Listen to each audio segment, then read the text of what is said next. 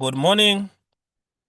So yesterday we looked at the basic introduction of IAS 16, International Accounting Standard number 16, Property, Plant and Equipment. In this, we looked at the assets that fall under this accounting standard: motor vehicle, land and building, office equipment. We said provided they are used for production, rentals, and administrative purpose. We also looked at the assets that do not fall under IAS 16, inventory, which is accounted for under IAS 2. We looked at biological assets, which are accounted under IAS 41.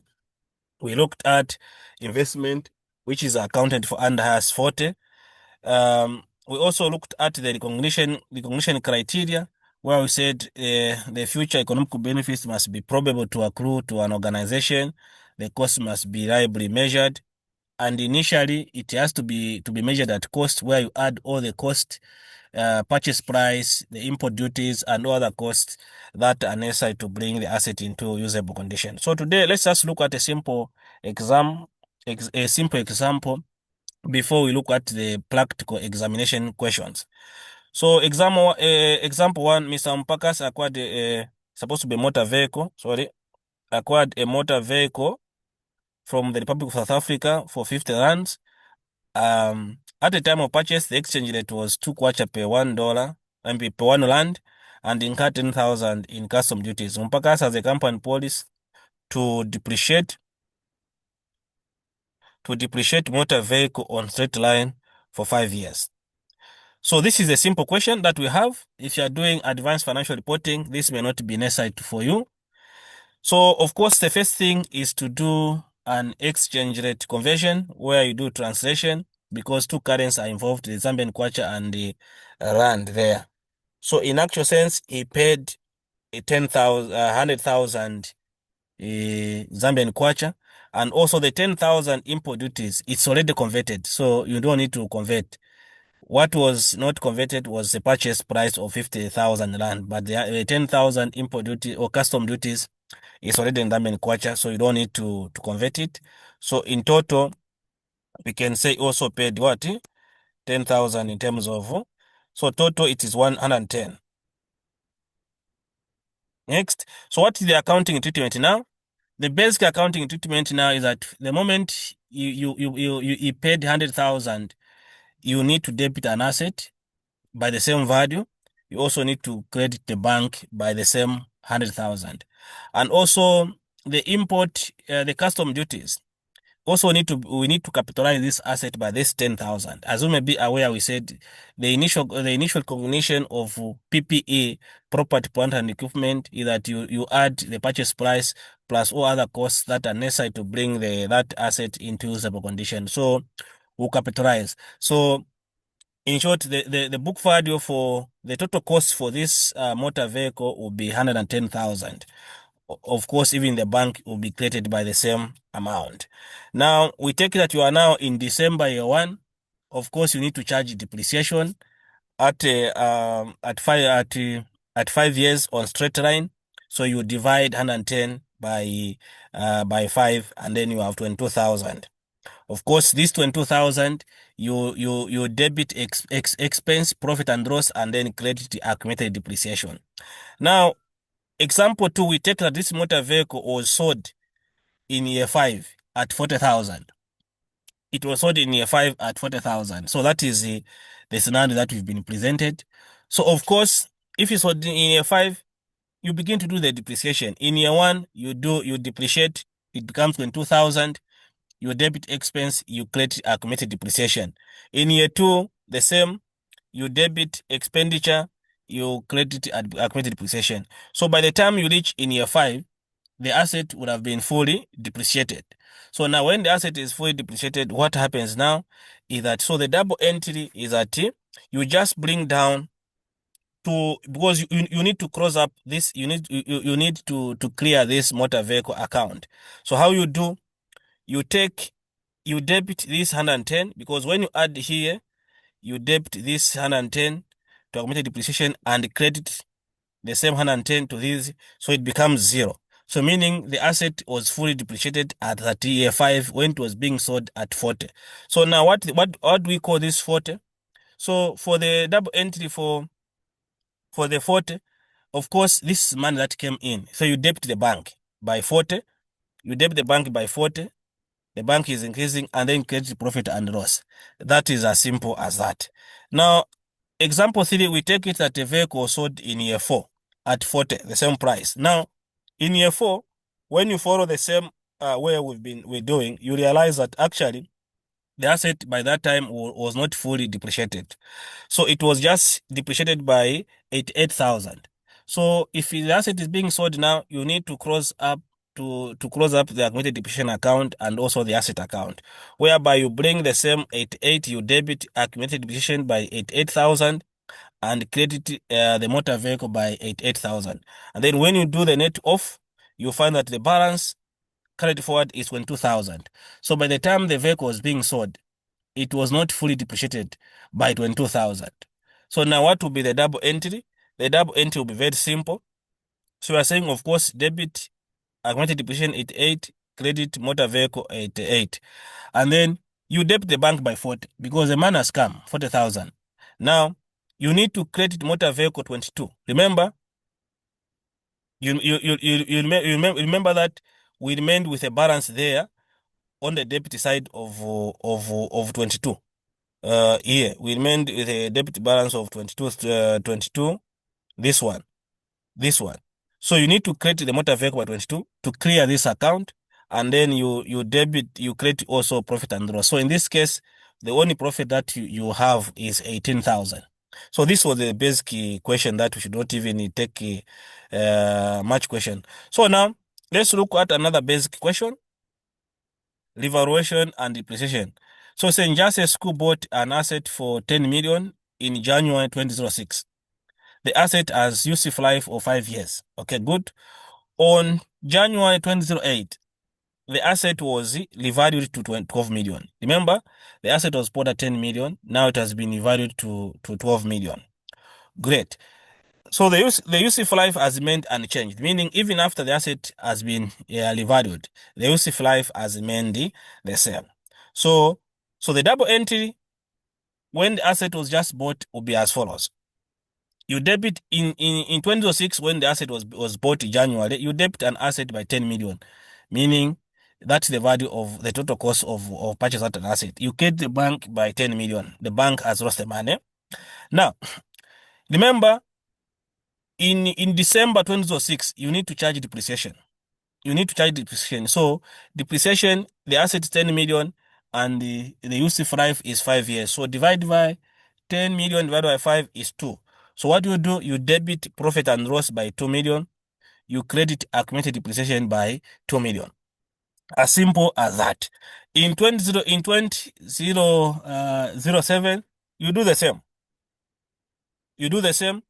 You charge to depreciation 2 million profit and loss. You debit the expenses, and then you credit the accumulated depreciation.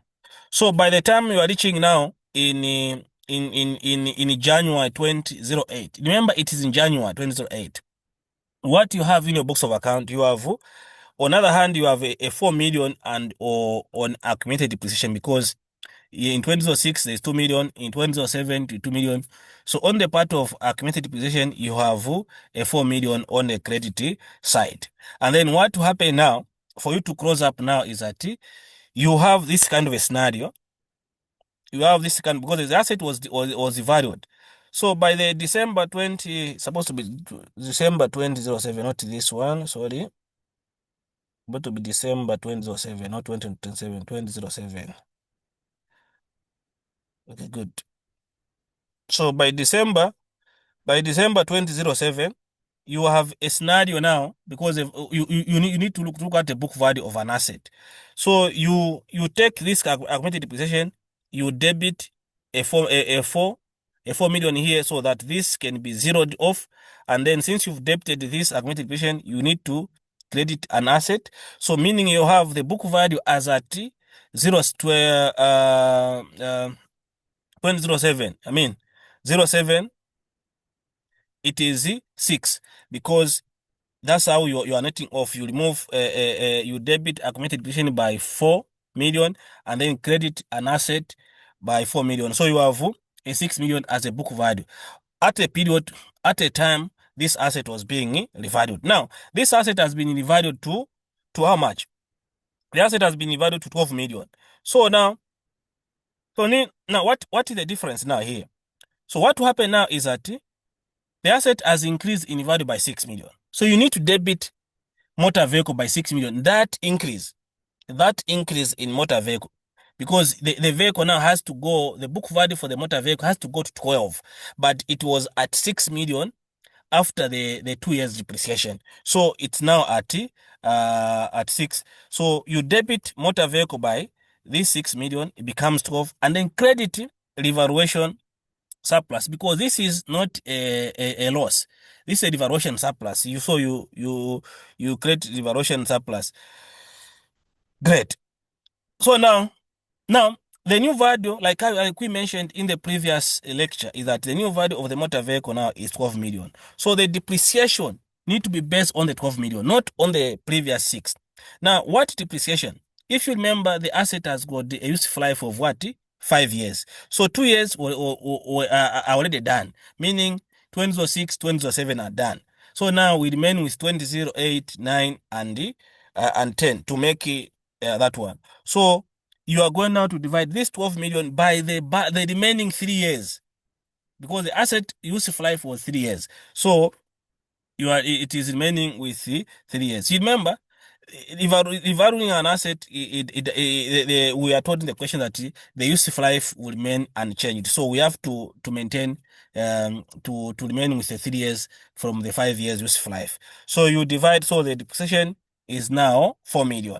So what we do now here is that, now remember, uh, you have to, the depreciation for the previous one is 2 million, and now the depreciation for the new one is 4 million.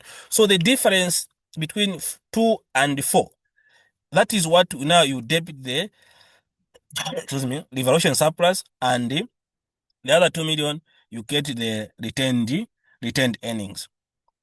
The difference between the two. This is very, very important question, because the previous depreciation was 2 million. Now, after that it has been revalued, now the depreciation has come to 4 million. So you do the difference. So the difference between original and revalued amount, you debit the revaluation surplus and credit the retained earnings. Now, we go further and say maybe revaluation, but there's no depreciation. Now, in 2015, land was bought at 15 million. In 2020, meaning after 5 years, there was slump in the land values, meaning land lost value, and the land was valued at 13 million. Are we getting? Now, the decrease, what is this?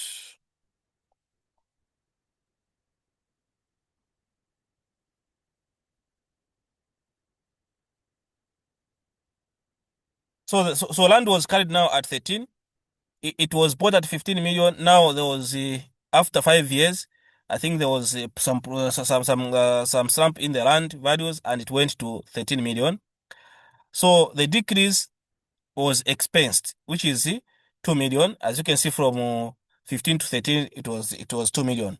In 2023, the land also now gained in value, is now worth 20 million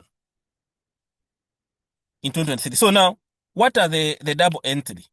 It's a very simple question. Number one, what is the double entry for property, plant, and equipment? So we have to debit the land, because you remember the land as at when it was already, the 2 million was already expensed. So the double entry was done up to in 2020.